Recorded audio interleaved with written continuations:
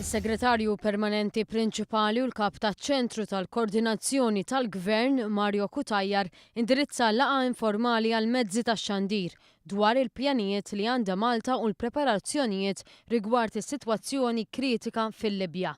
Intqal li ċ-Ċentru ta' Kontingenza tal-Gvern ilu jiltaqa' għal dawn l-aħħar xhur bl-Uffiċċju tal-Prim Ministru iservi ta' Koordinatur Prinċipali f'ħidma bejn diversi ministeri fosthom dak tal-Intern, tas-Saħħa, tal-Affarijiet Barranin u tal-Familja u s-Solidarjetà Soċjali.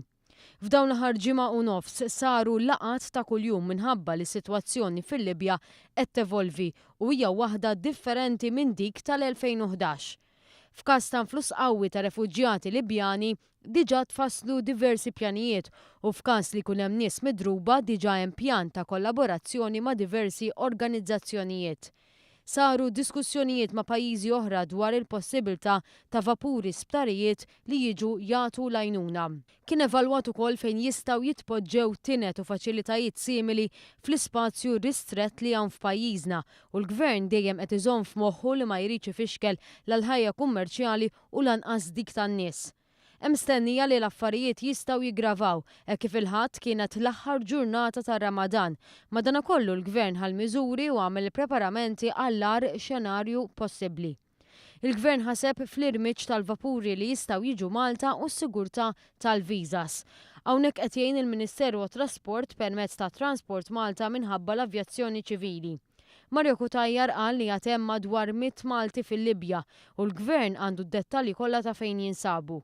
Fil-fatt għaddejja komunikazzjoni bejn il-Maltin fil-Libja u l-Uffiċċju tal-Affarijiet Barranin. Qed isiru titjiriet kummerċjali u l-Gvern qed jikkomunika mal-Maltin fil-Libja dwar jekk iridux jinżlu lura lejn Malta.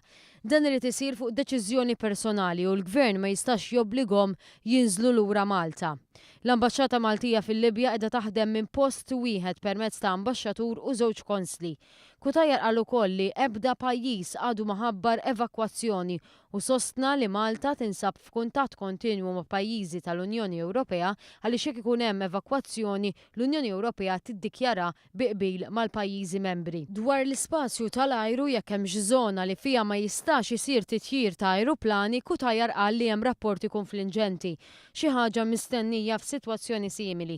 Iżda iċċara li jekk jitlaq ajruplan dan jitlaq minn Metiga. Dwar il-Malti maħtuf Martin Gallia, Mario Cutajar qal li s-sitwazzjoni kritika ħafna u għalhekk il-Gvern qed joqgħod attent ħafna kif jitkellem minħabba s-sigurtà tal-persuna. Meta mistoqsi jekk Gallia dux ħaj u jekk hemmx pajjiżi barranin li qegħdin jgħinu fil-proċess, Mario Cutajar qal li ma xtaqx jelabora.